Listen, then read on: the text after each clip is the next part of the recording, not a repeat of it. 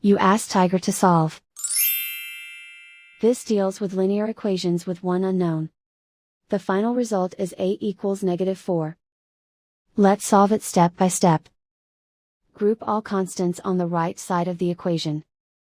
Subtract 3 from both sides.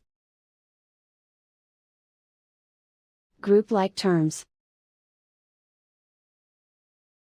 Simplify the arithmetic.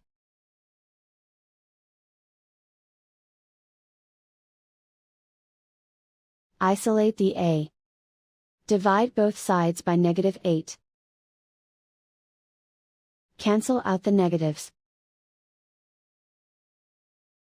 Simplify the fraction. Move the negative sign from the denominator to the numerator. Find the greatest common factor of the numerator and denominator. Factor out and cancel the greatest common factor. And so the final result is a equals -4.